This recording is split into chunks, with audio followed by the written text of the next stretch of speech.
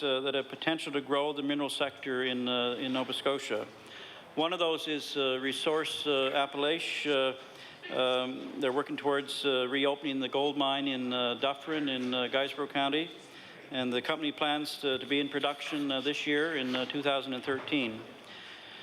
Also, Atlantic Gold's Toykoi Gold Project in Moose River Gold Mines has received environmental assessment approval and a mineral lease, and they will represent the first surface gold mine in the province. Selvin Resources has received environmental assessment and industrial approval for a mine expansion and is working towards reopening the lead zinc mine in Gaze River, just north of the metro. And actually, we have currently 11 operating mines in the province. Those would include operating mines for salt, for gypsum, for limestone, and for coal. And in 2011, the value of mineral production in Nova Scotia actually reached more than $130 million. So I'm confident of a recovery in gypsum exports also as the U.S. housing market rebounds. And there's also continued interest in potential development of aggregate quarries for export markets here in our province. Mineral exploration crews are searching many areas of the province, and currently there are 34,000 active claims in good standing in Nova Scotia. There are also several encouraging exploration projects for gold, for rare earth elements, base metals, and industrial minerals that have potential to diversify and certainly to help grow our mineral industry in this province. We'll take a minute, Madam Chair, to talk about lands and Crown lands here in Nova Scotia. And as I've already mentioned, this was a landmark year for Nova Scotia as government acquired 555,000 acres of prime land from Bowater. And we're moving forward to determine how best to manage this newly acquired land, as well as the 1.5 million acres of Crown land in Western Nova Scotia. And when our government came to power less than 4 years ago, Nova Scotians owned less than 1/4 of the provincial land. And today we can proudly say that we've moved well past 1/4. In fact, Nova Scotians now own and control roughly 1/3 of the land base of this province. And we've added 800,000 acres to the provincially owned land base in the past 4 years. And these lands are as important to our future, Madam Chair. So whether you're a forester or a hunter or a hiker, a camper, our lives are certainly richer for having those lands owned by the province.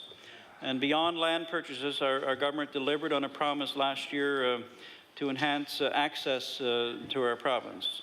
And we now have a new legislative tool called the Community Easements Act to empower community groups and municipalities and the Mi'kmaq to preserve access to lands that are traditionally used for community purposes. And by paying landowners for the right to control how the land is used, a community easement can allow groups to preserve things like agricultural land, community access to places of interest, working forests, scenic views, wetlands, and woodlots. And these easements may also be used to conserve lands with cultural significance or archaeological sites. An easement lays out particular conditions about land use, and those conditions remain attached to the property in the future, even if the land is sold. So it runs with the land. And we made a commitment to preserve our land when we took office in 2009.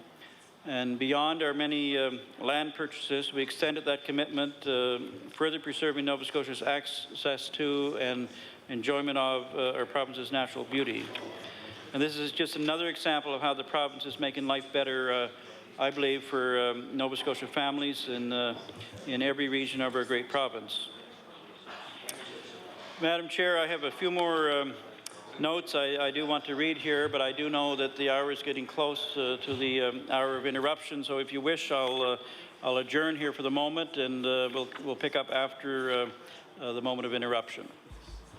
Thank you very much. We are approaching the moment of interruption, so The committee will now rise and report its business to the House.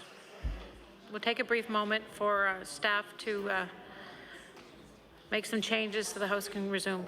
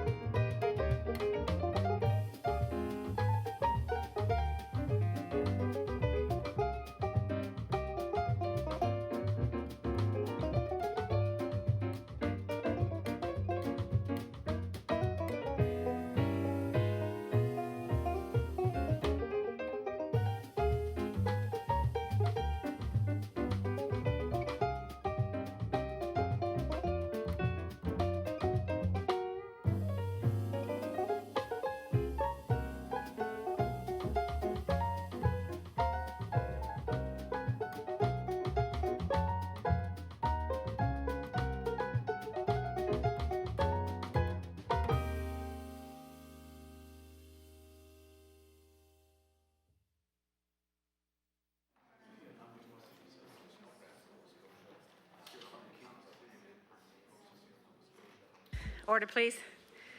The Chair of the Committee of the Whole House on Supply reports that the Committee of the Whole House on Supply has met, has made progress, and begs leave to sit again. Thank you. We have reached the moment of interruption, and therefore we'll proceed with motion under Rule 5.5, the late debate, as submitted by the Honourable Member for Cape Breton North, which reads, therefore, be it resolved that all members of this House of Assembly condemn the NDP for telling Nova Scotians the budget was balanced despite extensive evidence to the contrary. Now recognize the Honourable Member for Cape Breton North. Thank you, Madam Speaker. And it's my honour to rise this evening to debate this very important, we think, problem here we have in Nova Scotia of a statement that the budget is balanced despite extensive evidence to the contrary. And Madam Speaker, we feel if this budget is truly balanced, that we will get an update before this government calls an election in this province. And if we get that update, the people of the province of Nova Scotia will truly see that this budget may or may not be balanced. And if it is balanced, I'm sure we'll get the update. If we don't get the update, we can assume that it's not balanced. And we know that just before the budget was tabled here in the legislature, we heard a lot from a lot of people on the other side that they were hearing from people in the province of Nova Scotia that they didn't want to balance the budget by cutting programs. And we heard all kinds of things coming out of the other side that this may not happen, this may not happen, this may not happen. And all of a sudden, the last week, poof, we hear some magic that, yes, it's going to be budgeted, it's going to be balanced. And we know Deloitte, in a study, has said that things like prepay in universities and so on and so forth should not be done, and their budgets should be balanced, truly balanced. And from my calculations, and some calculations that I've come up with, we're looking at about $275 million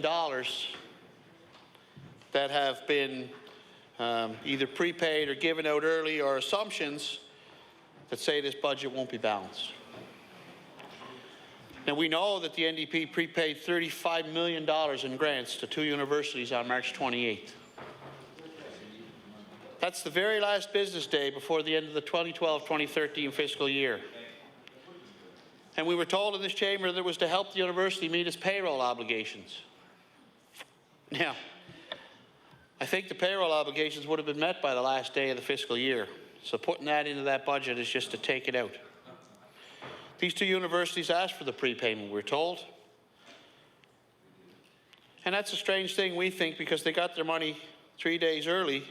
It's not a great benefit for the university, but a great way to balance the budget for this government. They moved $50 million from the 2013-2014 expenses to last year's deficit by prepaying some government transfers before the end of March. New changes to the accounting rules for government transfers require to account for the transfers the day the cheque is written. Money was moved to community services due to an accounting change that created a one-time opportunity to transfer the expenses to the year ending. The government was adamant that there was no accounting smoke. Obviously, this is another example of how trustworthy the NDP are in telling us this budget is balanced and trying to convince the province that this is the case.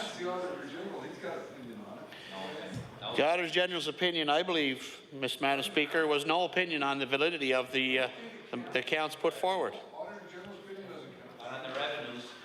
The NDP is already counting on $18 million in savings from shared services and better purchasing before the savings actually occur. In my books, that's like spending the money before it's actually made. Telling somebody you'll give them the money before you actually have it in your hand. Or telling the bank you're going to save this much money this year because you're going to do something different.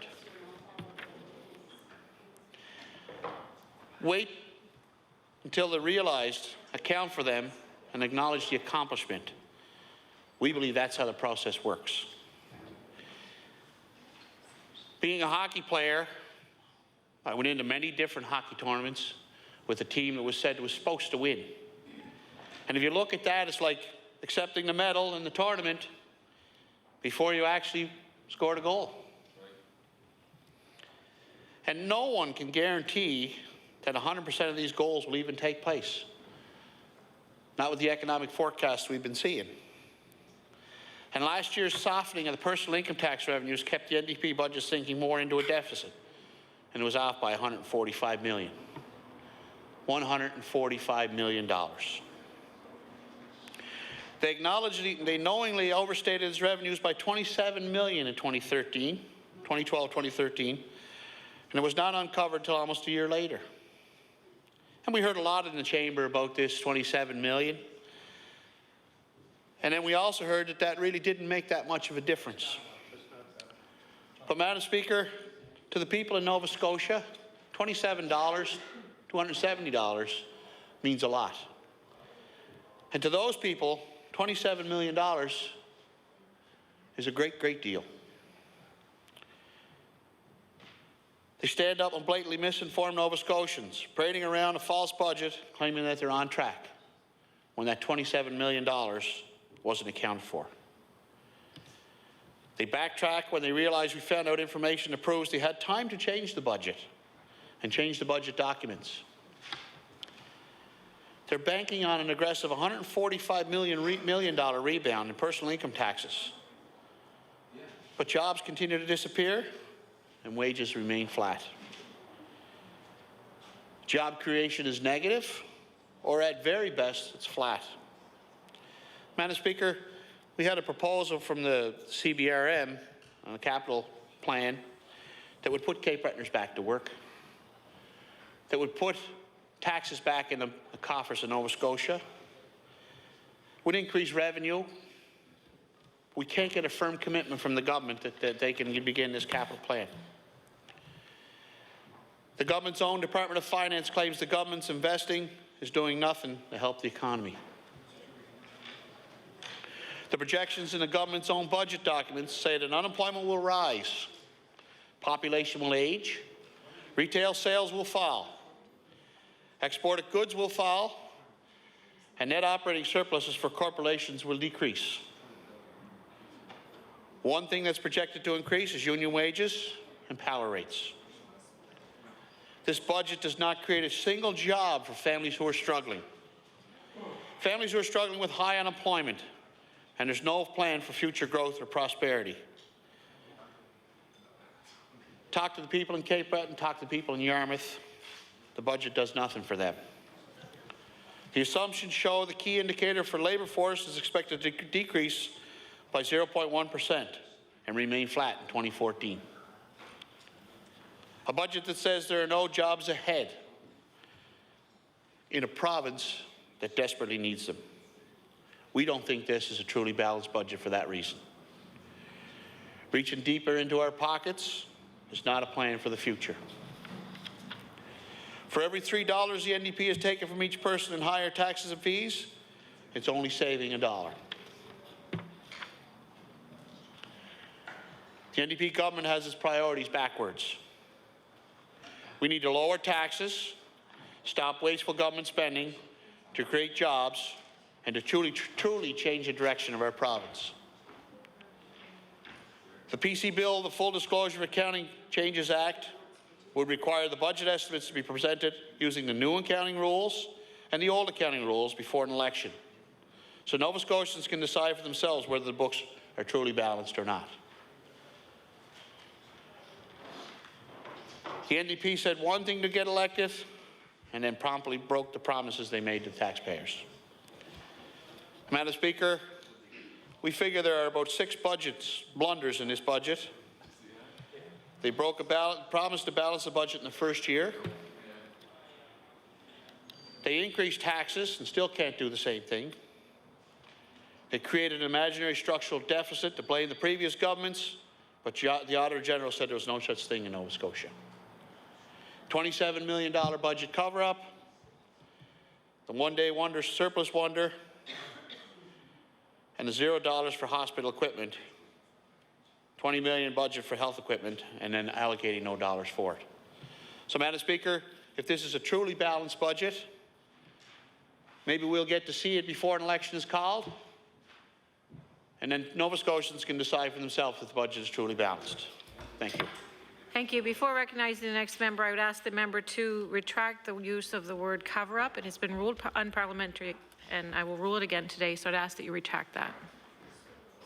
I'll retract that. Thank you very much. I now recognize the honourable member for Kings North.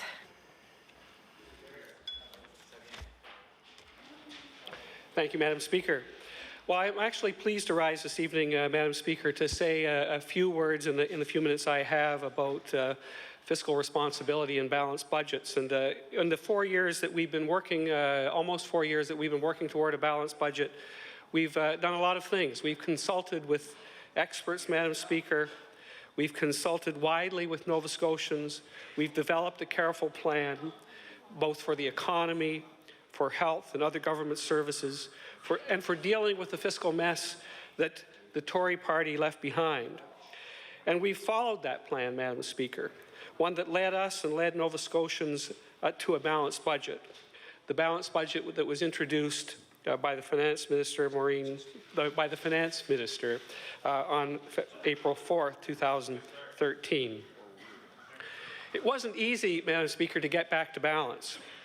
We did it by sticking to our plan, by carefully managing expenditures, by ending that practice, that long-standing practice of March Madness, by having government departments come in under budget year after year. And we did it with the help, and I think with the sacrifice of all Nova Scotians. So I'm proud, and I think Nova Scotians are proud of what we've accomplished. Nova Scotia, Madam Speaker, is only one of 4 Canadian provinces to prepare a balanced budget during this time. A budget which earned the Auditor General's unqualified opinion for its revenue projections. And this, I need to remind you, Madam Speaker, is Nova Scotia's first balanced budget in a decade. It's amusing.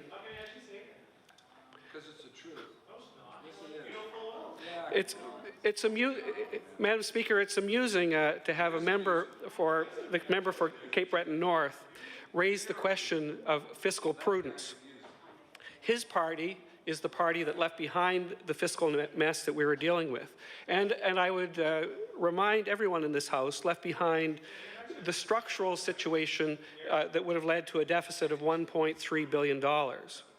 It's his Tory party whose idea of healthcare policy was to invest millions in kiddie ATVs. It's his Tory party whose recklessness included spending the $68 million of the BFIT recreational program in 3 years, a program that was intended to be carefully spread over 10 years. Maybe, Madam Speaker, the Tories still think it can buy Nova Scotia's votes I, for one, haven't forgotten the $155 checks that were delivered to many Nova Scotians during a couple of elections back. Tories and Liberals, Madam Speaker, when it comes to fiscal thinking, are content to bask in what I sometimes think of as the glow of magical thinking. That promise of lower taxes while combined with increased spending and increased services and more and better services. The problem is, Madam Speaker, that neither the Liberals nor the Tories can show where that kind of thinking has actually worked. That kind of thinking fueled the Liberals' 2009 election campaign, Madam Speaker. In the 2009 election campaign, the Liberal Party made $227 million worth of promises, and they outlined those promises, Madam Speaker, in a 33-page booklet that led the Chronicle Herald to wonder in its editorial, whose dog ate page 34? And I think, Madam Speaker, what the Liberal campaign did was make some empty promises and had no plan. Perhaps the Liberals are content with or comfortable with the fantasy of easy money because for many years they had access to what we all know as the Liberal Trust Fund.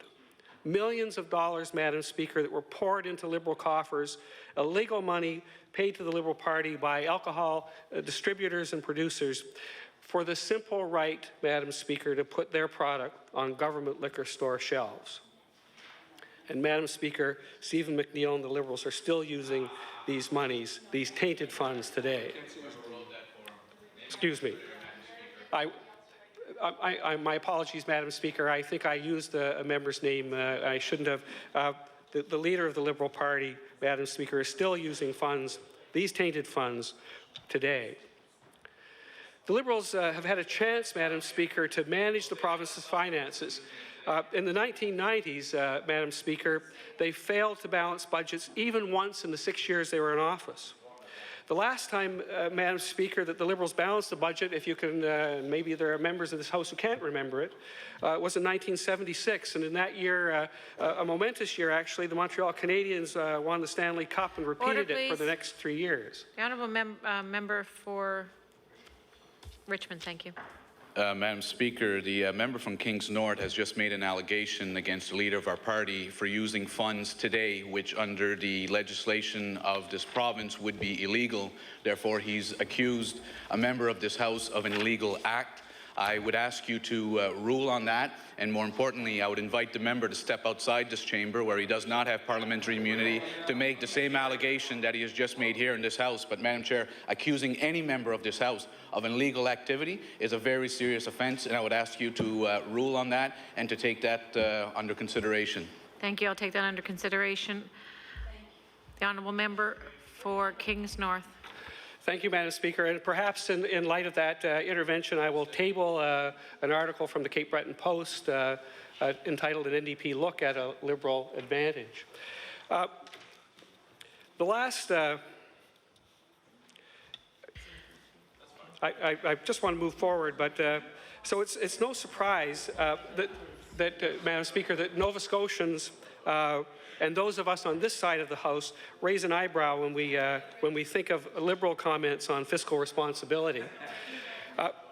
In the 1990s, the Liberals tried also to hide numerous deficits accumulated by school boards, health boards, and other government entities. They seemed to hope by turning a blind eye that problems would just go away.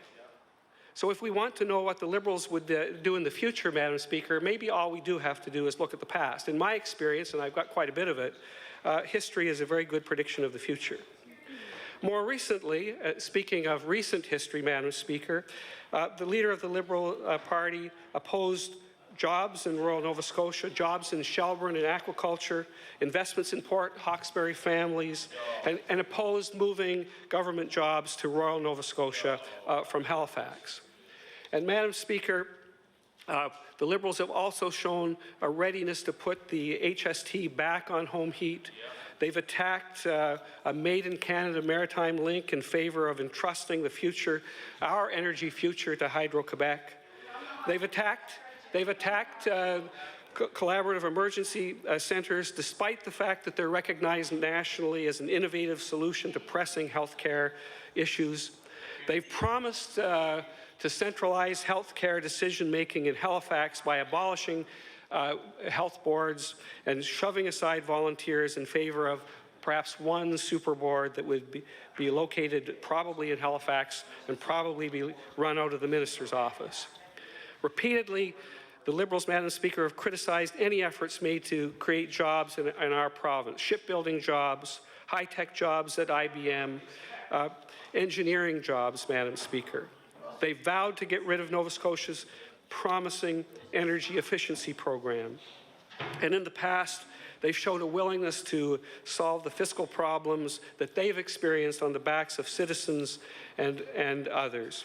And I'm thinking, Madam Speaker, of those that shutdown, that closure of 1,500 hospital beds in the 1990s, of laying off 1,000 healthcare workers, and of cutting children's health dental care services to kids over 10 years of age, something that we've recently in our balanced budget put back into increased again.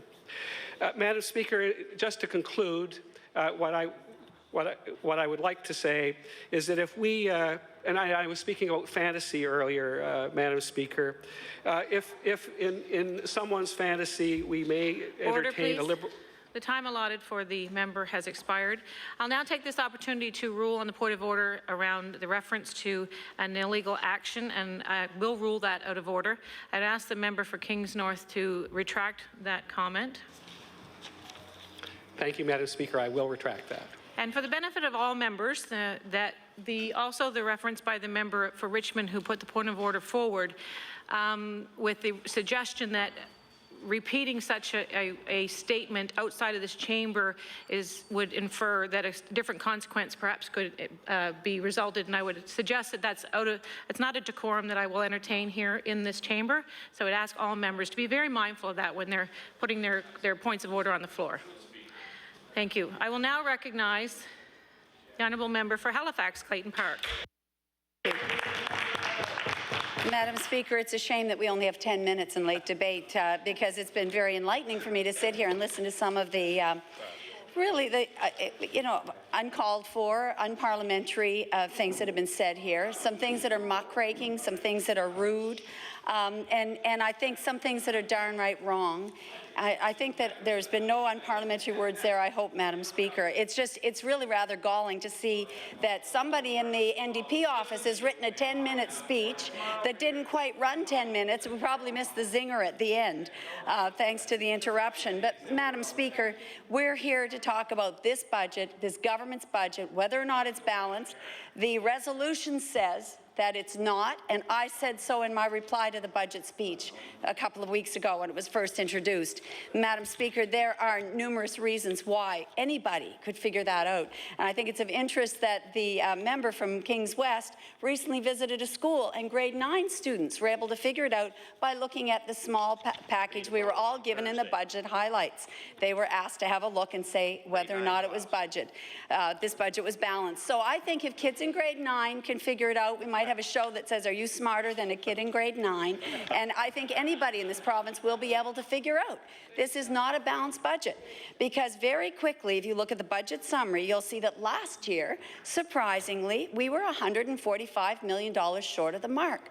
We expected to be $211 million in deficit, but things happened and it went up to $356 million. And one of those things was the government made a decision that said, we're already $270 million in the hole. Let's put more stuff from this current year into last year. Because really, what's the difference? We're $300 million, $350 million in deficit. What's the difference?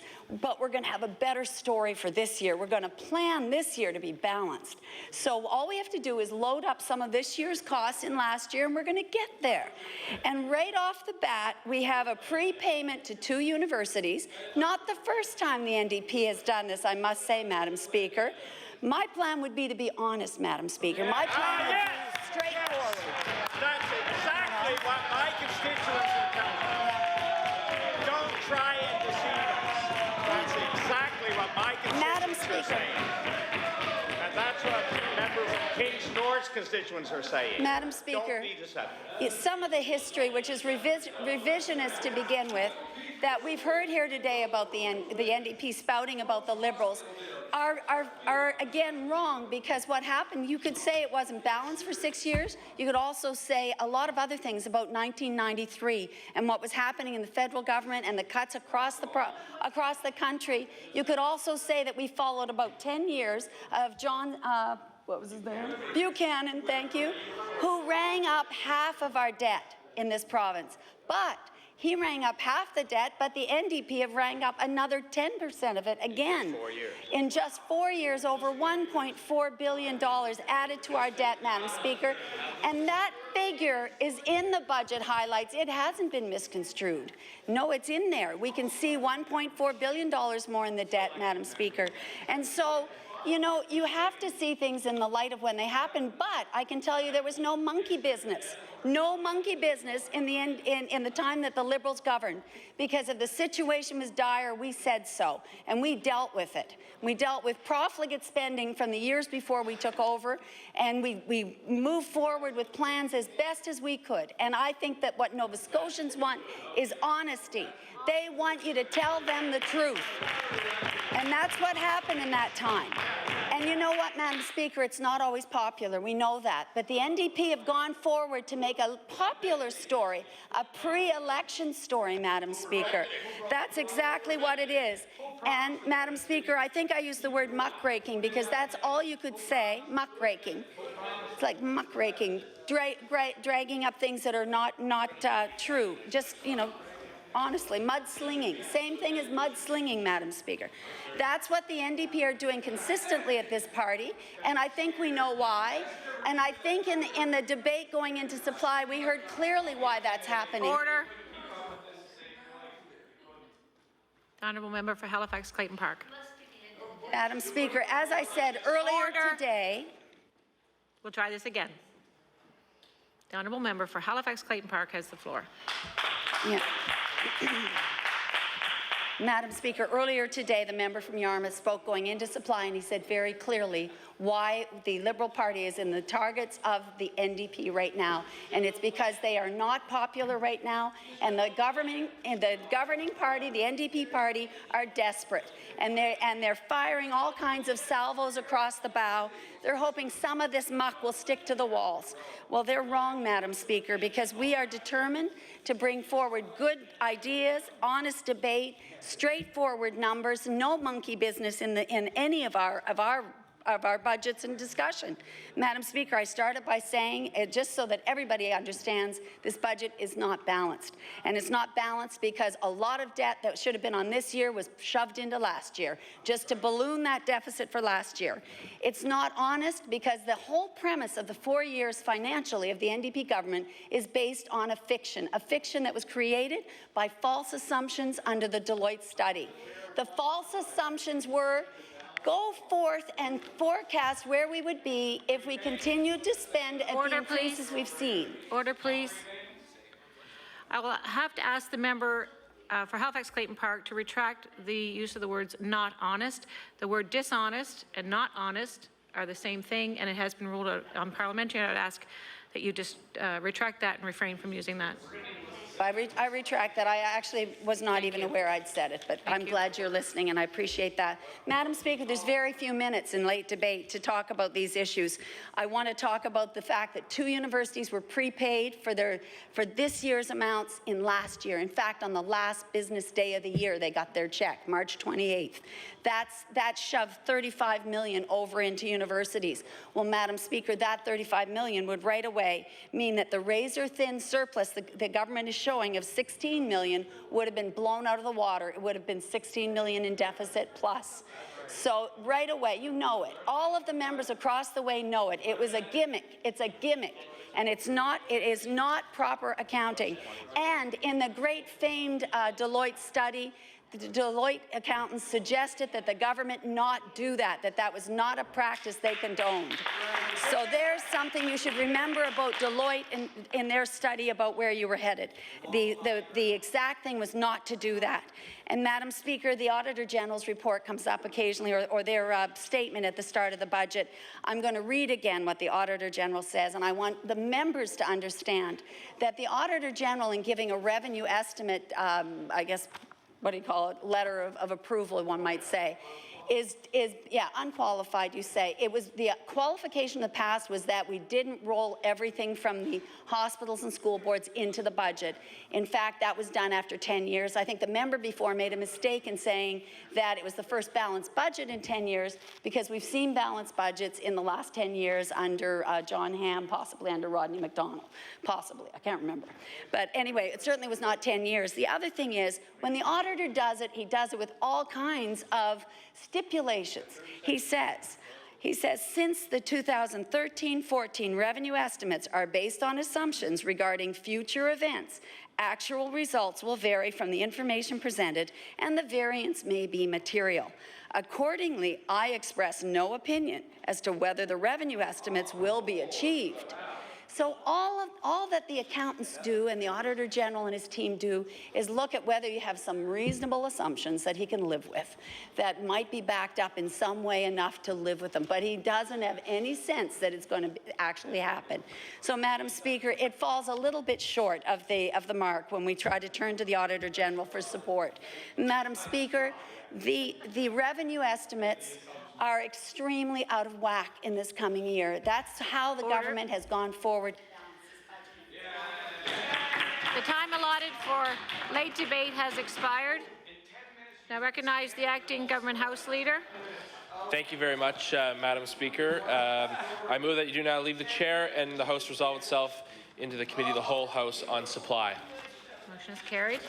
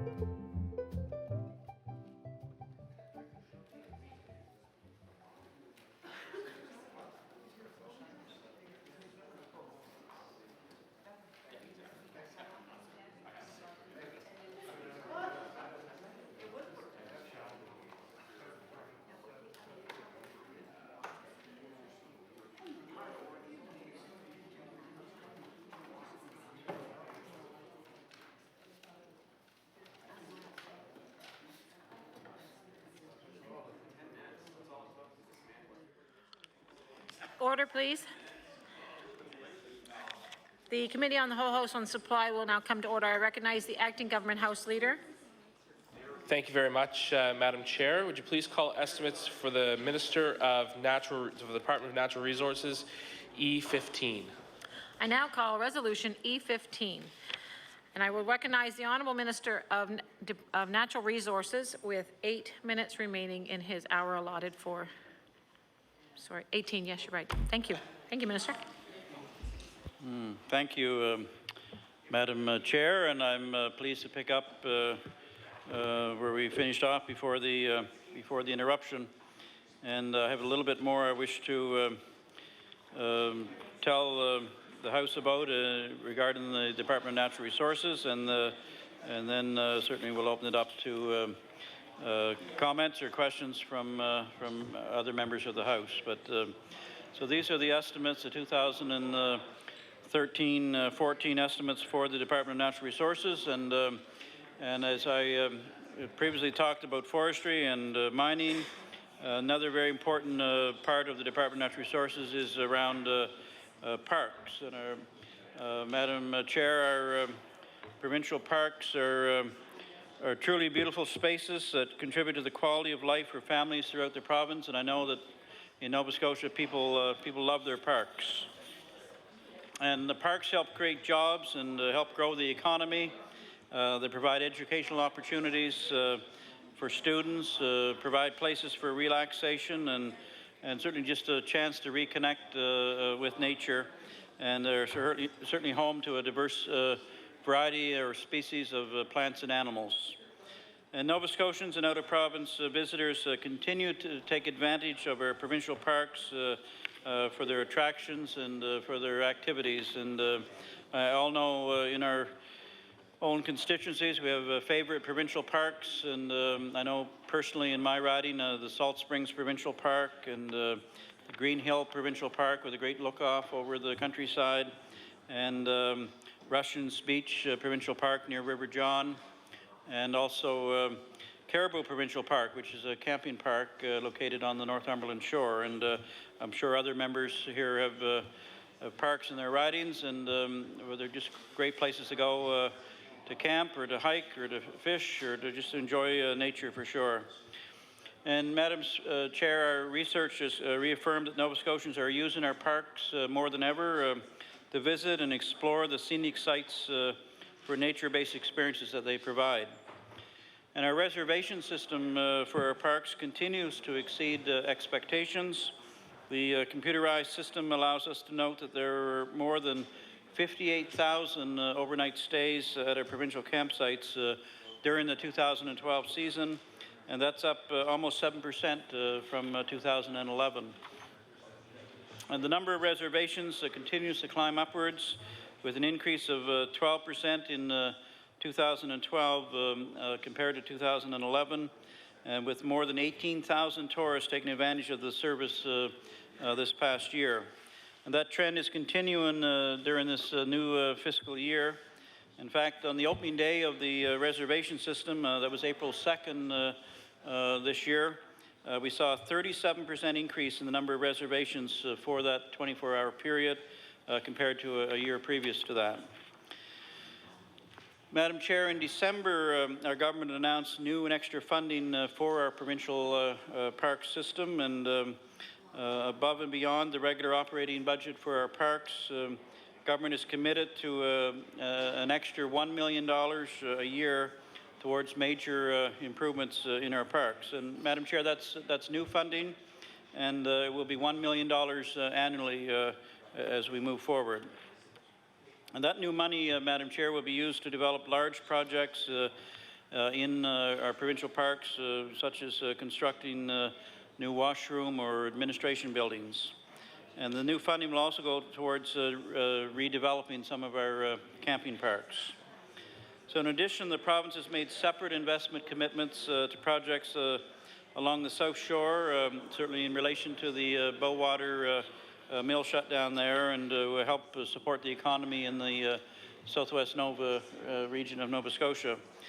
And certainly a major redevelopment of Graves Island that was valued at $1.5 million is underway and will provide new and improved services to campers as well as the local community that use that particular park on a frequent basis. And in addition, improvements started last fall at Rissers Beach, at Sand Hills Provincial Park, and at Somerville Provincial Park, and also at the Islands Provincial Park. Those will all be completed in the upcoming months. And we're especially proud of the new trail experience added to parks at Port Lebert. There was a pocket wilderness formerly managed by Bowater, and I've had the opportunity to visit that particular park. It's right on the Trans-Canada 103 near the border between Queens and Shelburne County. And it's a beautiful little walking area that takes you downhill towards the water, and then of course back uphill as you come back out. But it's just a nice rest stop along the way, and maybe a 20-minute walk if you're wanting to break from traveling along the highway. So that's an area that will be a new provincial park as we move forward. So government has listened to the people through extensive parks consultations held all summer and into last fall. And we actually have over 120 camping and picnic and beach parks in our province. And I know many people truly love the park experience, and so we're improving our parks for Nova Scotians and for future generations of Nova Scotians. And we're certainly proud to be putting the extra support towards our province's parks. I want to take a moment, Madam Chair, to talk about our Parks and Protected Areas plan. And just over a month ago, we released a draft Parks and Protected Areas plan with our colleagues from the Department of the Environment. And now, with those consultations underway, Nova Scotians have a chance to comment on the plan. And the plan describes which lands are proposed for protection and which type of management is proposed for each type of property. And the proposed plan identifies 4 new properties that will be added to our provincial park system. Certainly, one of them is Petit de Gras in Richmond County, Port Bickerton in Guysborough County, New France in Digby County, and as I already previously mentioned, Port Laubert in Queens County. And in addition to that, we have 12 existing provincial parks that will see an increase in the area, most notably at Cape Chignecto, at Bloomington, and also at Cape Smoky, all beautiful areas of our province to see and explore. 16 park properties are proposed for transfer to Nova Scotia Environment as either wilderness area or nature reserves for effective management of land and associated resources. 80 park properties would be transferred to the Crown Land Management Program, and these properties do not match the park program objectives, and we believe will more effectively be managed as Crown land. And importantly, public use and access will not change on those lands. And our public meetings on this have just wrapped up, but however, we're still inviting public comment on our Parks and Protected Areas plan, and we'll still take public comment up until May the 1st of this year. I'm going to wrap up here shortly, Madam Chair, but I just want to put a plug in finally for our special Natural Resources Initiative and invite all members of the House and all the general public to come to an upcoming event. Our department is holding an open house in Shubenacadie on June the 1st and 2nd. It's not that far away now, just a little over, I guess, about a month and a half. And it's really going to be a great opportunity to talk to others about the importance of our natural resources and to celebrate at the same time. So that's a Natural Resources, or Department of Natural Resources open house at the Shubenacadie Wildlife Park on the 1st and 2nd of June. And I certainly hope that all members will have the opportunity to drop in and bring your family. And I know I'm proud to certainly to be involved in that. And as I am proud of our many accomplishments within the Department of Natural Resources. And DNR is certainly a great department. I'm privileged certainly to be the minister of the department, and I look forward as we move ahead working with our partners to build a better future for Nova Scotia through responsible and sustainable natural resource management. So I'm going to stop there, Madam Chair, and I'm certainly pleased to hear the comments or questions from other members here of the legislature. Thanks very much. Thank you. I now recognize the honourable member for Kings West. Thank you very much, Madam Chair, and pleased to have the opportunity to ask some questions and probably a few comments along the way. I want to welcome Deputy Minister Montgomery and your financial advisor or financial person, Remy, to the debate and to estimates. I do have some very specific questions around estimates, so I wanted to start off on page 17.4. There are a number of variances, and one is in Renewable Resources Administration. Last year's estimate was 1.648 million. Forecast was higher at 1,702,000. But the estimate for next year is considerably lower at 1,356,000. So I'm wondering why there would be that kind of change and variance. That's 17.4, Renewable Resource Administration.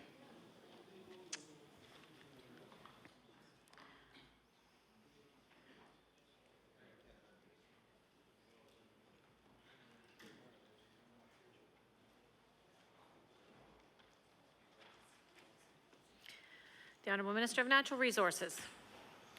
Well, thank you, Madam Chair, and I welcome the honourable member to the discussion here this evening, and I'm sure over the next number of minutes or hours in the days to come, we'll have some interesting conversation.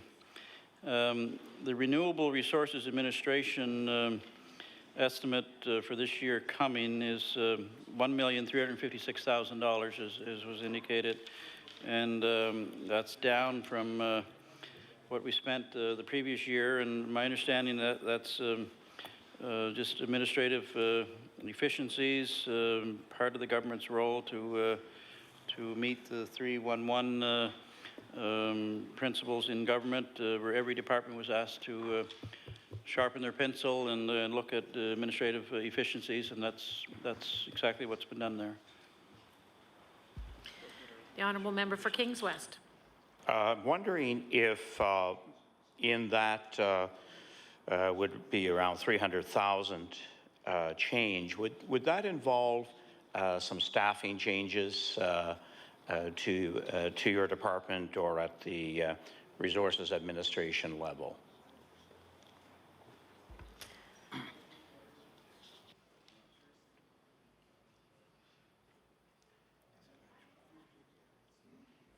The Honourable Minister of Natural Resources. Thank you, Madam Chair, and my understanding is that is for professional services, about $300,000 difference, and you know, for studies or information that would be required, but it's not salaried staff reductions. It's simply in professional services that would be required. The Honourable Member for Kings West. Thank you, Madam Chair. Under program development, again, there's a difference from estimate to forecast, down by 193,000. But in the estimate for 2014, it is considerably higher at 6,255,000. And as I say, quite a difference from the estimate from last year. And why why so much higher for 2013-14?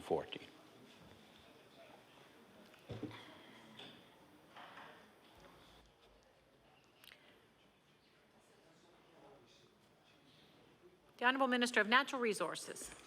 Well, thank you, Madam Chair. And there's, as the honourable member can understand, there's some things year to year that go up, and some other things that go down.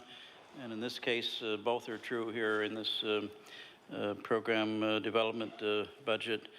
There was money, first of all, taken out of there, was transferred to regional services.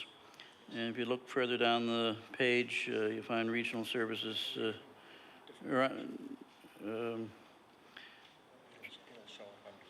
Okay, it'll show up on a separate page, I guess. But there's about $3.2 million there that was transferred to regional services. So that's taken out, but also added to it is more than that, obviously, to make up the difference. And it's really all about our new initiative to stronger emphasis on forestry and forestry renewal and dealing with some of the challenges we had in the past years. So there's some additional money for develop the Mi'kmaq economic capacity in the forest industry.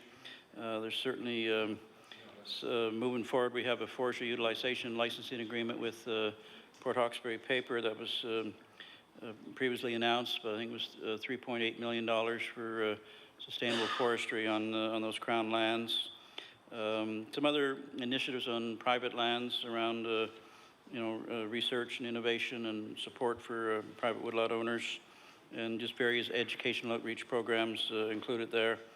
A little bit for our 12% land initiative and some of the work that is ongoing there to complete, and some miscellaneous, but I think it's about $6.1 million that has been added to that budget. And if you subtract the 3.2 that was transferred to regional services, the difference there is outlined on that second line. The honourable member for Kings West. Thank you, Madam Chair. There may be, in fact, some similar comments or inclusions in your next response, but in terms of reforestation, it was estimated at 572,000, but the actual was much higher at 838,000, and that's almost 300,000, and so which is a significant difference from estimate to actual. So again, if you could provide an explanation for that. The Honourable Minister of Natural Resources. Well, thank you, Madam Chair, and that additional increase is primarily due to the new activity on the lands associated with Port Hawkesbury Paper. It's under the Forestry Utilization Licensing Agreement, and so there's about $266,000 that was added there for reforestation on the Port Hawkesbury lands. There's some, I guess that's just totally reforestation. So that's primarily the difference, the reforestation work on the new Crown land that's under licensing agreement with Port Hawkesbury Paper. The honourable member for Kings West. So this year the estimate then goes back down. So I guess you would say this year with an estimate of 561,000 is more in line with the amount for reforestation that you have year over year. I guess that's the case. I'm wondering, having just acquired the Bowater lands, and we know that some of them were in reasonably, I guess, good shape, although there was some extensive cutting over the last 5-year period. I know that there is a plan for silviculture in that area this year, and I'm wondering, do you talk about acreage? Do you talk about the number of trees that you will be planting? I'm just wondering how extensive is that work on the Bowater lands, which are now Crown lands? The Honourable Minister of Natural Resources. Well, thank you, Madam Chair. I don't have a figure specifically on the Bowater lands at this point in time, but of course, as you know, we're undergoing the Western Crown lands planning process, and there are a number of public meetings held around the province on what Nova Scotians think is the best use of that Crown land. Certainly, we have some responsibility, to make sure that good silvicultural practices continue there. So I'll undertake to get that information for you. I just don't have it right at my fingertips on the actual dollars that we're spending. But again, it's going to depend on whether it becomes lands under management with a forestry company, or if it becomes maybe community forest, or it becomes part of the 12% process, or there's just a variety of uses for the land. So we're still working through that process and determine where it's all going to end up. But I'll undertake to get as accurate a figure as I can on the silviculture side. The honourable member for Kings West. Thank you, Madam Chair. And I think that's this is an important question to be asking during estimates on the budget, because some of the smaller companies that do reforestry, do silviculture work in the province, one in particular that I refer to, North Mountain Woodlands, that have been in fact in this business for 30 years, are essentially saying that pretty well all of the stock that's at Stratford is being directed towards the Bowater lands, and they are right now looking like they're going to be out in the cold this year. So I'm just wondering, in fact, is there going to be less for the small woodlot owners, the companies that have done a great job when year two comes along, and there is a need for the planting to take place, then it is critical that some of those areas get replanted and be part of the cycle that some of these woodlands have had a pattern over the last number of years. So at this point, it is relating to the estimates. It is a concern, and I'm wondering how the minister sees the disbursement of reforestation dollars, because it's important, I think, that all parts of the province receive some distribution. The Honourable Minister of Natural Resources. Thank you, Madam Chair. And certainly, this government recognizes the importance of good silviculture in our province, and there's a variety of programs that fall under silviculture, from pre-commercial thinning to proper selection harvesting and crop trees, but sometimes it's certainly necessary to replant as well, just on a straight plant basis or a fill basis. The importance of silviculture on crown lands and on private lands, and this government has put a lot of investment into proper silviculture over the last 3 or 4 years, and through the Association of Sustainable Forestry on private lands, and certainly on crown lands as well, and from one end of the province to the other, and certainly owning 1.5 million acres of crown land in western Nova Scotia, we recognize the importance of setting the example and following up with the good work that Resolute or Bowater had done on their lands over the decades, really. And so I'm not quite familiar with the particular contractor you've mentioned, North Mountain Woodlands, but I'll undertake to find out what's going on there. And but I do know we have a full commitment to FSC certification on many of our crown lands, and under license, and maintaining that standard. And so we'll check that out, and I'll get the information for you. I should also mention that you mentioned about the Bowater silviculture investment. It's somewhere between $500,000 and $750,000 in that range. The Honourable Member for Kings West. Thank you very much, Mr. Minister, and I appreciate that. And I do have to add one little point. In fact, this company that's been around for at least 30 to 35 years may actually have had a name change. I know I'm familiar with some of the areas on the North and South Mountain that they reforest, and some of their old signage is still up, but they actually may be under the company may be under a new name. So you and I can continue that the discussion.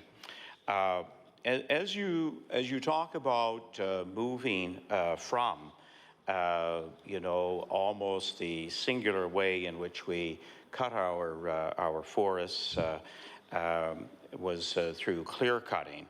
And you're talking about a demonstration forest, and I think that's very, very important for all Nova Scotians to realize that there is a forest where good practices can actually be observed. I'm wondering, can you tell Nova Scotians today where some areas are that in fact are seeing selective cutting, some restoration of the Acadian forest. I think the two go hand in hand, and I'm wondering if we can point to areas of the province where in fact that transitioning is actually taking place. The Honourable Minister of Natural Resources.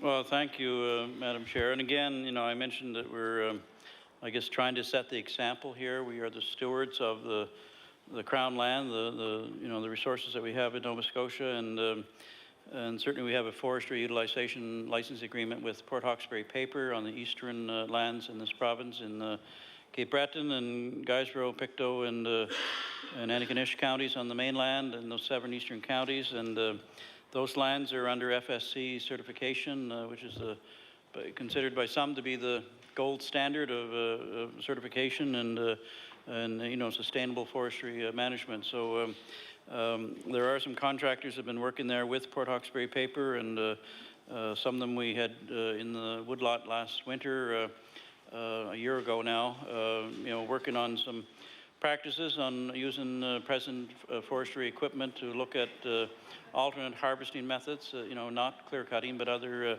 selection harvesting and shelter wood cuts to try to, you know, to maintain a canopy on the forest floor.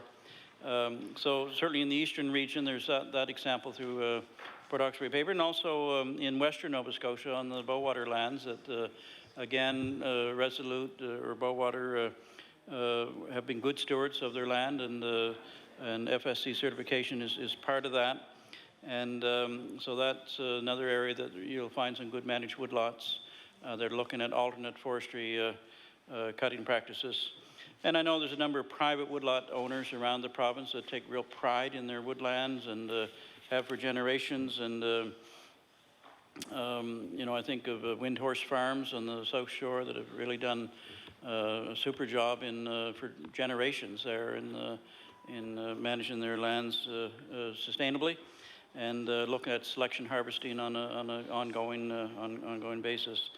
And certainly under the private lands agreement that we have with the Association of Sustainable Forestry, a good portion of that funding is going towards you know, the treatments that are for partial harvesting, and we're encouraging that under Category 7 of the standards or silvicultural and treatment techniques that are available. So more and more we're looking at private woodlot owners as being the key to sustainable forestry practices in this province, and really are the key to you know, the success of the natural resources strategy, the path we share. And so there fortunately is more and more uptake, and it's all about education, about showing woodlot owners that there is a better way to do things rather than clear cut your forest.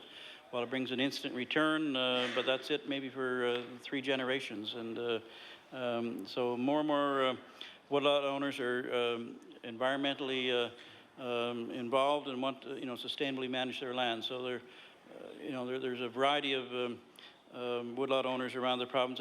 We're also working with the Nova Scotia Woodlot Owners and Operators Association, and they have a demonstration woodlot at Otter Ponds here in HRM, and so there's lots of good examples, and I know that that list is growing all the time. So we're very pleased that that transformation is now occurring within our forestry industry, and there is truly a good future for forestry in this province. The Honourable Member for Kings West. Thank you, Madam Chair. I was going to ask, I think, a little bit further along about Category 7. Category 7 is, you know, very, very critical to certainly to the Acadian forests, and some restoration projects that have been undertaken, especially again by the small woodlot owner. Seems to be an area where they can find I think a niche industry as they rebuild some of the hardwoods and have that true mixed forest that was the traditional and heritage forests of Nova Scotia. What percentage of silviculture and reforesting would now be going into Category 7?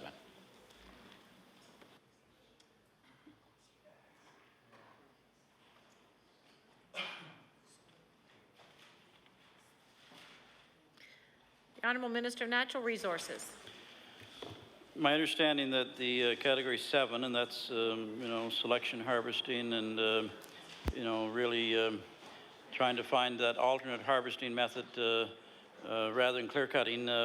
About Category 7 receives about somewhere between 35 and 50% of the funding, and that's been increasing over time. At one time it was very, very small, but now we're up somewhere close to 50% of our funding goes towards that treatment method. The Honourable Member for Kings West. Thank you, Minister. That is an encouraging note, and pleased to hear that. It's a category that I've been talking about for a number of years as the former natural resources critic, as I think we were hearing at some of the community meetings the need for having a good funding level for that category. Under planning and research, the estimate last year was at $744,000. The actual turned into $812,000. And I'm wondering, was there a specific project that meant a bump up in funding? And it is quite a bit higher for the next year at $964,000. So I'm wondering if there's a specific area under forestry planning and research that would accommodate for both those changes.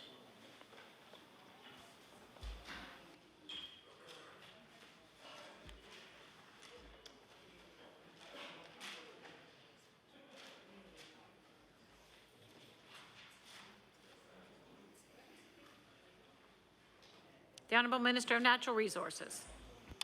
Okay, thank you, Madam Chair. And you're correct in that the planning research is up, I guess, a couple $100,000 from this year, but the forecast certainly was maybe 150 or so. I do know that about 50,000 of that was under our new 12% initiative, and I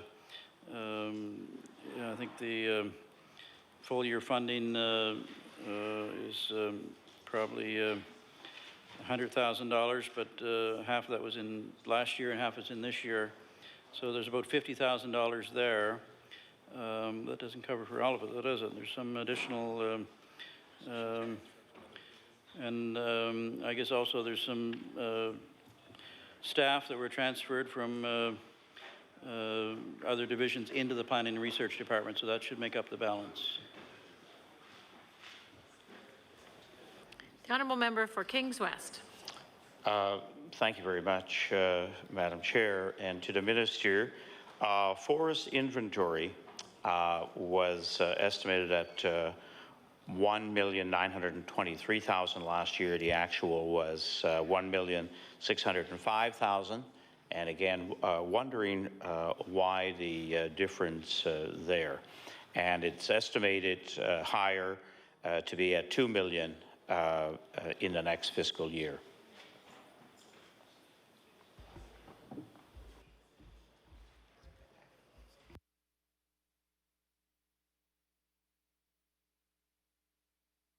The Honourable Minister of Natural Resources. Okay, thank you, Madam Chair. I guess the forecast is down there in that category because of vacancies. They're temporarily unfilled, and I think that's around $318,000. So that counts for the decrease last year. The Honourable Member for Kings West. I guess I'm interested in knowing a little bit of the scope of work that forest inventory would actually be carrying out. Because I believe that one of the real deficits in our province around forest inventory is actually having an annual allowable harvest. Many jurisdictions now have gone to an annual allowable harvest. They know the pattern of growth over, you know, a 50-year cycle or perhaps even longer based on our soils, on our climate. We can actually do pretty sophisticated inventories of our forests. So I'm wondering what forest inventory, you know, what some of their work actually is, and why hasn't our province considered, you know, an annual allowable harvest? I think it would provide a great deal, you know, of assurance to people, because again, when people take a look at the amount of clear cutting we've experienced now for a couple of generations, there is this feeling when you talk to people, and also when you talk to people who work in the woods. In fact, over the Easter weekend, I went down to East Dalhousie and went around Armstrong Lake, Lake Torment, came back to Fire Road in 6 to 8 inches of snow, to my surprise, on the Fire Road, which was actually in pretty good shape. But that day, I talked to one man who has worked in the woods. He said 32 years. And he said, first when he started, or certainly remembered as a young boy, that his father would need about 18 logs for a cord of wood. And today, it's usually 50 or more that you're getting to make up a cord, because you're cutting a lot more of 3, 4, 5 inch stock. So I'm wondering what really happens around forest inventory. Why hasn't our province looked at an annual allowable harvest?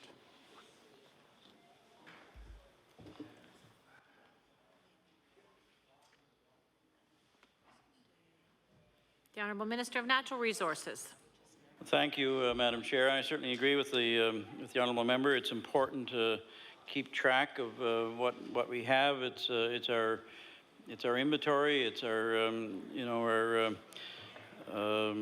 crown supply, or even private supply. It's you know, it's what we own as a province, or what not necessarily what's on private land, but you know, as a forest resource, it's important to know what's out there. So we recognize the importance of the annual allowable cut, and I think it's mentioned or referred to in our natural resources strategy, the importance of getting a proper handle on the resource, and so that we better know what amount we can actually harvest on an annual basis. And so to that effect, we've actually hired this past year 2 additional modelers that work strictly on forest inventory, and that they work out of the DNR office in Truro. And so that's added to our complement of forest professionals that can, you know, through air photo interpretation and other means, and on the ground sampling as well, to get a handle on what's out there as far as volume of trees and species of trees, and so that's an important part of it. We're also been looking at various methods, you know, around harvest tracking. So what actually is being cut, and we've done some. I guess we had a small study done on what are some of the methods that we can track the harvesting out there, and it ranges everything from, you know, satellite photos that's accurate and up to date, to actual equipment that is installed right on a processor or on a machine in the woodlot that's cutting on a daily basis, that can determine exactly the volume and the species that they've cut. And it's modern technology that's available to us, and we've been piloting some of that work on the Port Hawkesbury paper crown lands that's in eastern Nova Scotia. And so it's a combination of things, but we certainly recognize the value and the importance of knowing what inventory we had, and then better track that we don't over-harvest on any particular year or period of time, and keep track of on an annual basis exactly what is being cut out there. So we're working towards that modeling and getting a better handle on it all the time, and it's vital that we continue to do that. The member for Kings West. Thank you, Mr. Chair. I'll have, I guess, a few other questions along that area. Some of my recent travels out south, both along the Aylesford Road and Highway number 10, I'm wondering if there is a requirement by those cutting on Crown land or private woodlots, does there have to be a buffer between the cutting and a road? Because we're seeing a lot more open areas from the road, and that's something that I've had tourists in the past talk about. I guess it's not what they expect, in the ocean playground when they move inland, and they're starting to look at some of the of our forestry area. It's I guess detracting, but probably the forester is going to say I need to get every last stick when he's cutting in an area. But I'm wondering if there is, and if not, is there again a good reason that we should be taking a look at buffers? Minister. Thank you, Mr. Chair. And I just wanted to come back to the annual allowable cut before I answer your last question. But in recent years, there's been far less wood harvested in Nova Scotia, partly because the mills have been down in Bowater and Port Hawkesbury and so on. And last year was approximately 4 million cubic meters that was harvested in this province, and that's down considerably from previous years that were as high as 7 million cubic meters. So there's less pressure on our woodlots, and again, that's partly because of the mill situation and interrelated to sawmills around the province. But we do have in this province certainly the code of forest practice that guides good sustainable harvesting practices in this province, and part of that is regulations that we have around you're not allowed to cut within so close to a stream, and also we have the wildlife clumps regulations. So it's the watercourse and wildlife regulations in that regard. As far as roads, though, I don't believe there's any restrictions. Of course, you can't cut on someone else's property, so roads often have a distance from the center line of 33 feet or sometimes 50 feet and sometimes more than that. So that's public land if it belongs to a transportation route. So you certainly wouldn't be able to go right down to the ditch to cut trees. You'd have to respect the other landowner, which in this case happens to be often is the Crown that owns the road. But other than that, I'm not aware of any restrictions on a distance from a road, other than you have to respect the property line. Member for Kings West. Thank you, Mr. Chair. So, Minister, in terms of FSC and the importance of the stewardship principles and practices that are inherent with that requirement in some cases, with the use of FSC, do we have an idea at this point of the percentage or perhaps numbers of the private woodlot owners that are seeing the value in moving towards that practice? And also, are we at this point seeing any relationship in terms of selling our product into the marketplace as a requirement of any of the retail and wholesale industry?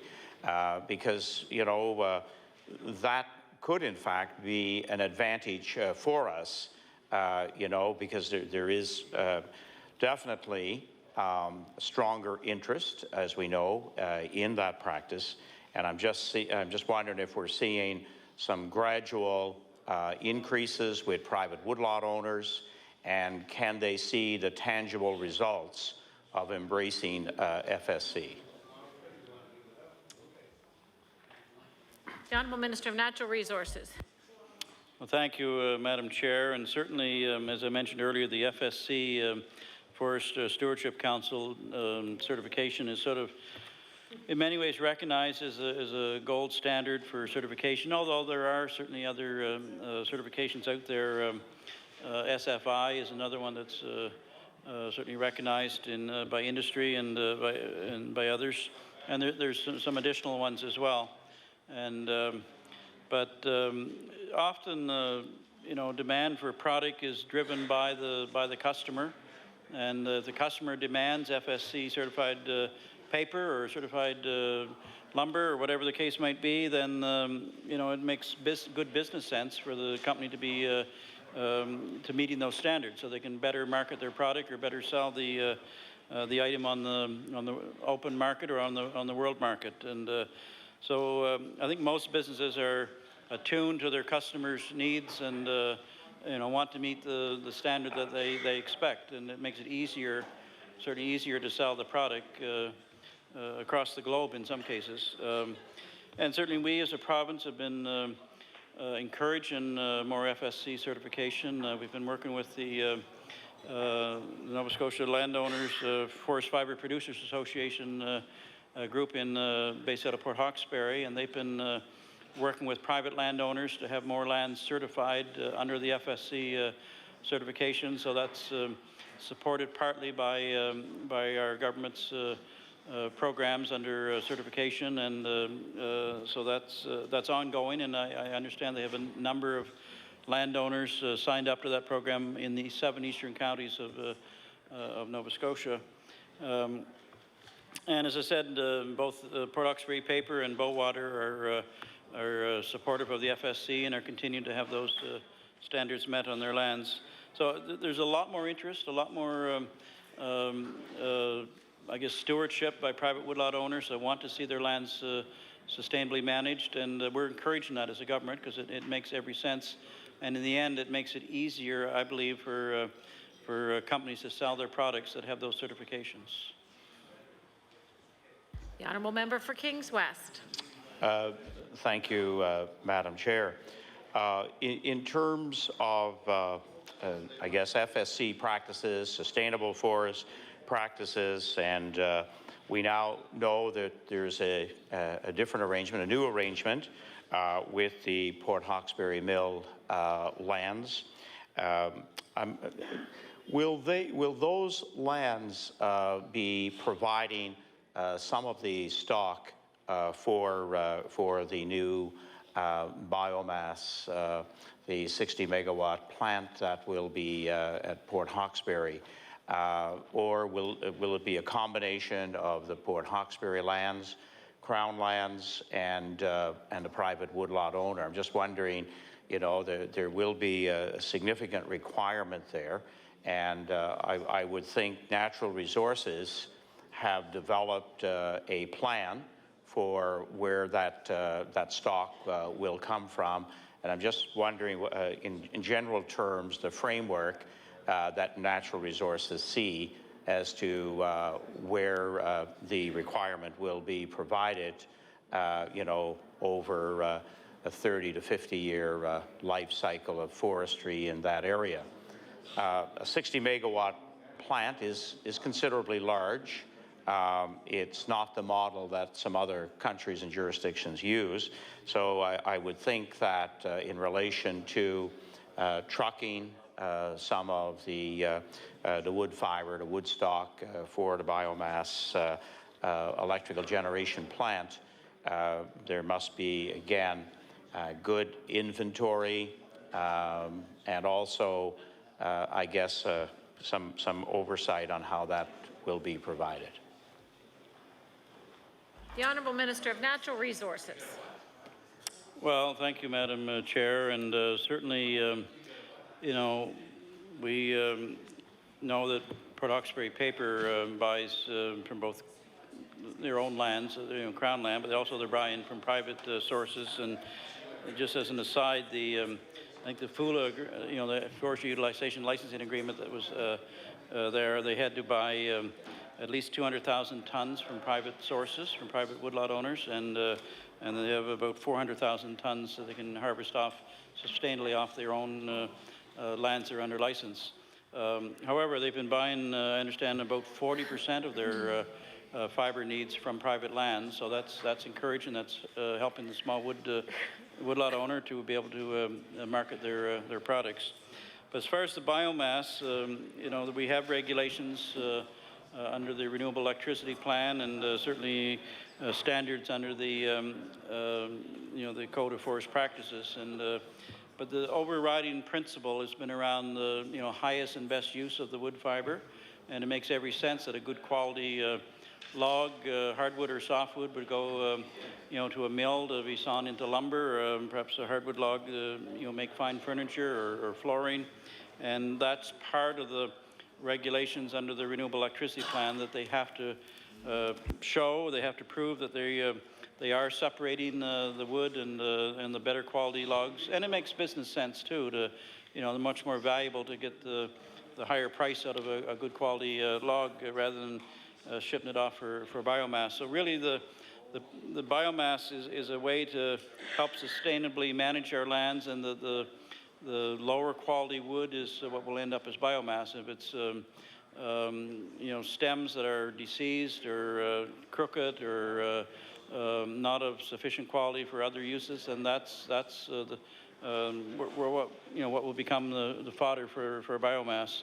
Nova Scotia Power operates that biomass facility, and they put out an RFP looking for a product, and I know Port Hawkesbury Paper has made an arrangement that they'll provide some of that feedstock to the facility, and I'm sure they'll be buying from other sources as well. And but again, the principle is that biomass is almost the waste product from a good forest management, and it allows the good quality products you know, to go to other uses. The honourable member for Kings West. Thank you, Madam Chair. Just one related question to the biomass plant in Port Hawkesbury.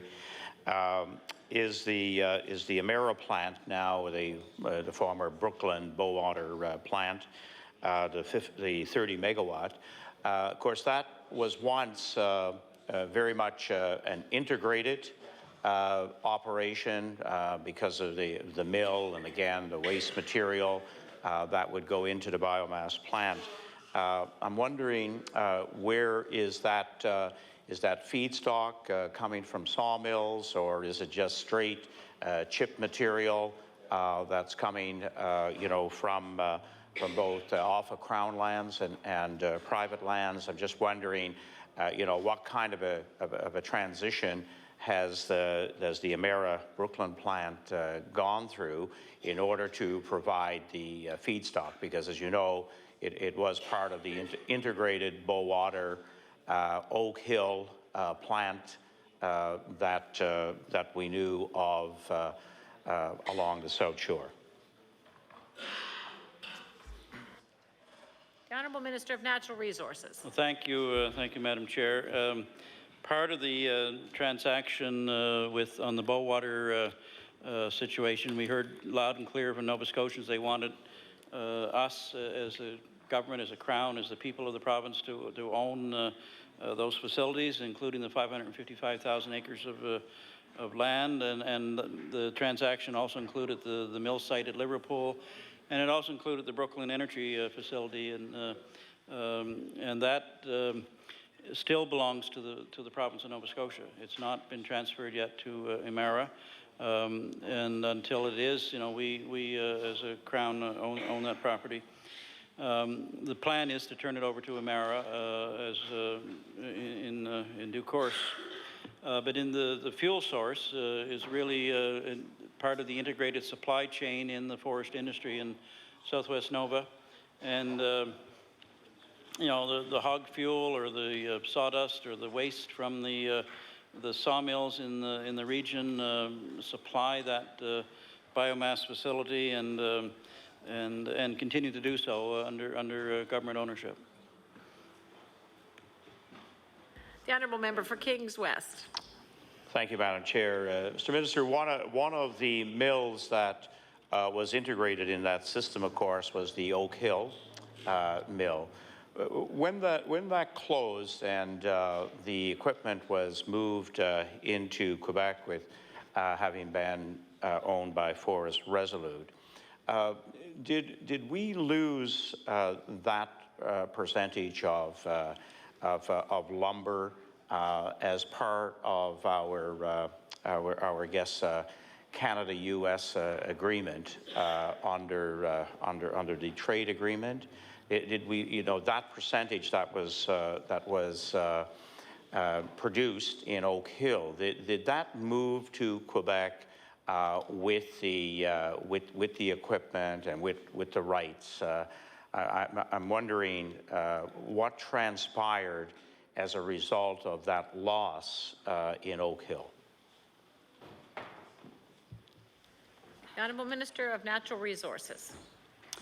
Well, thank you, Madam Chair, and certainly, you know, the whole transaction involving the, you know, the Bowater assets, including the land and the, excuse me, other assets, as we talked about, the, you know, the Liverpool and the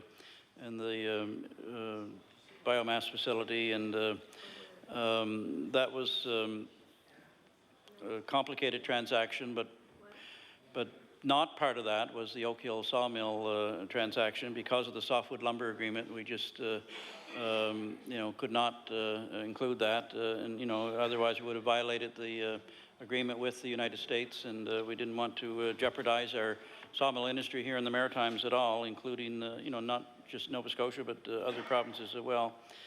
And but the so the Resolute made the decision, you know, in time that they're going to close it, and the equipment, as you said, was shipped out. And but you know, the fiber still is here, the woods are still here, the opportunity is still here, and certainly other sawmills in the area have had some opportunity to pick up supply and to maybe increase their businesses. Certainly, like Freeman's in the Southwest region, and others, I'm sure. But so.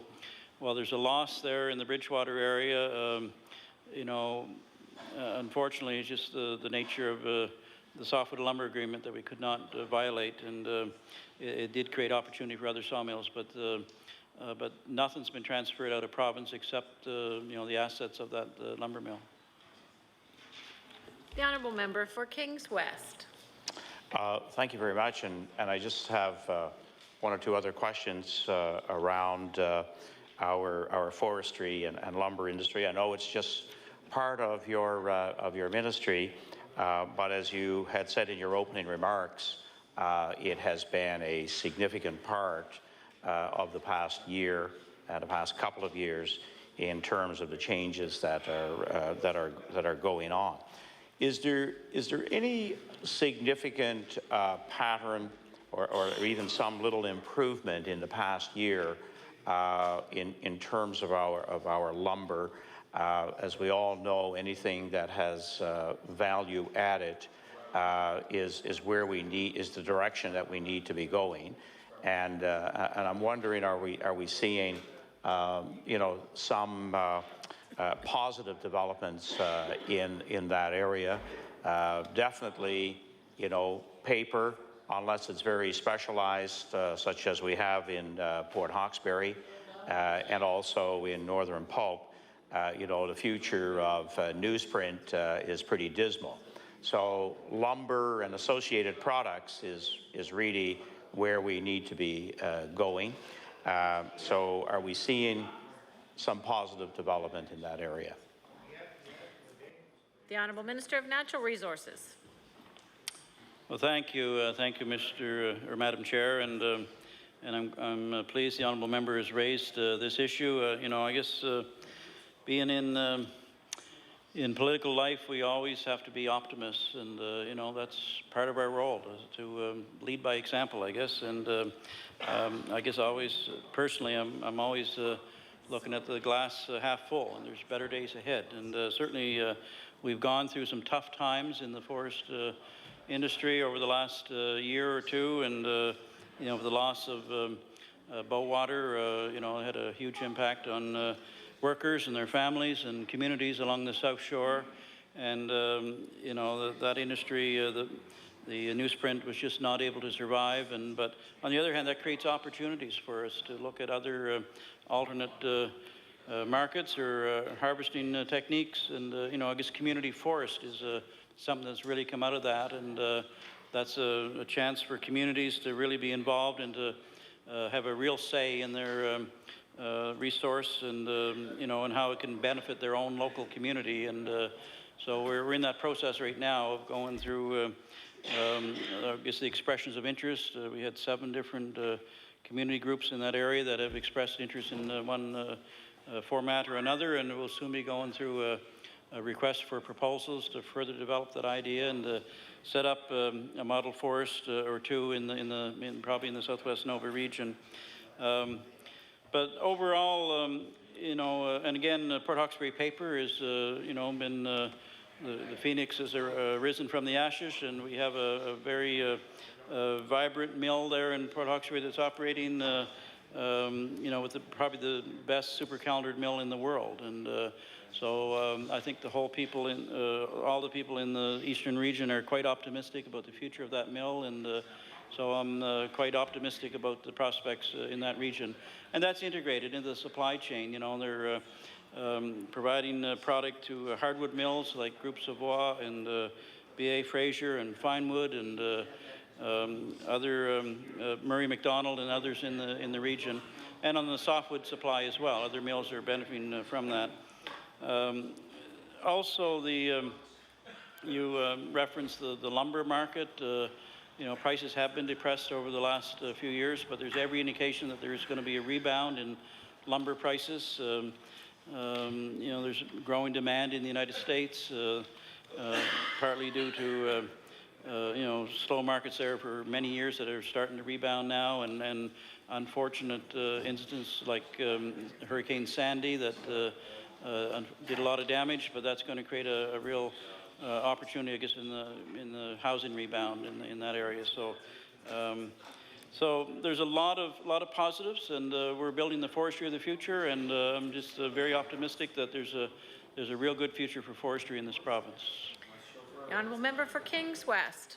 Thank you very much, Madam Chair. And with the hour passing very quickly, I may ask to come back as the natural resources critic I got into this evening. But anyway, forest protection was higher in the forecast. The estimate was 2.2 million, but the actual was 2.7. Wondering about the reason for the increase. And also I hear that there will be a loss of some of the fire towers, the observation towers this year. Wondering if that is the case or not. It's, I guess, probably part of that rumor or actual that may take place.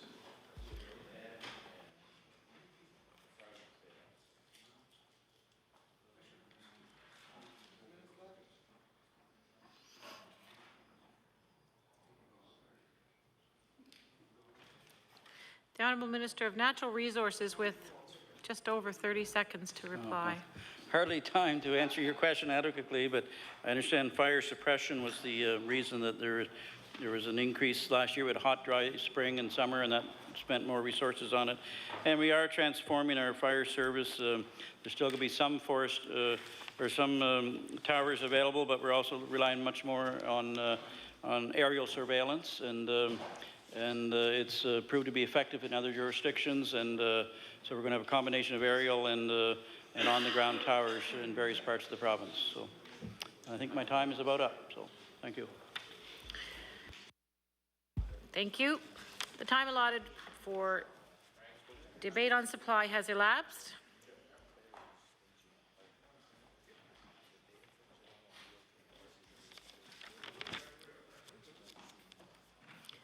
Recognize the Honourable Government House Leader.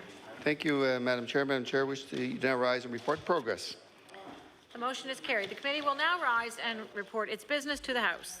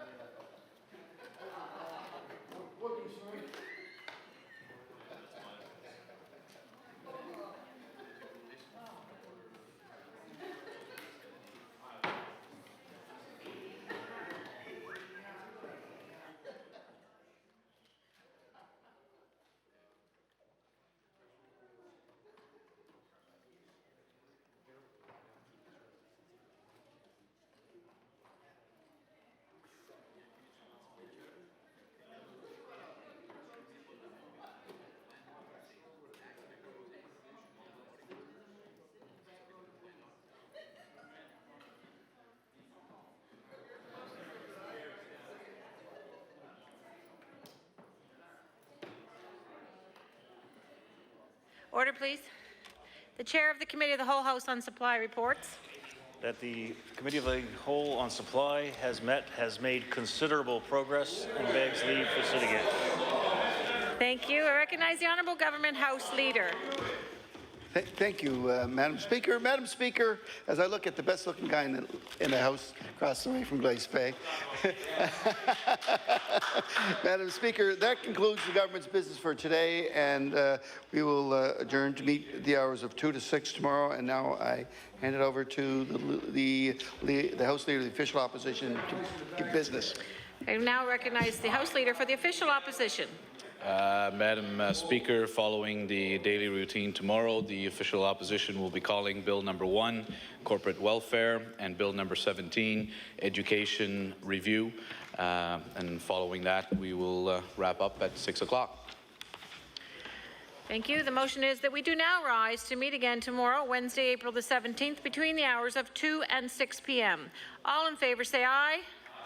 Those opposed, nay. The motion is carried. We stand adjourned.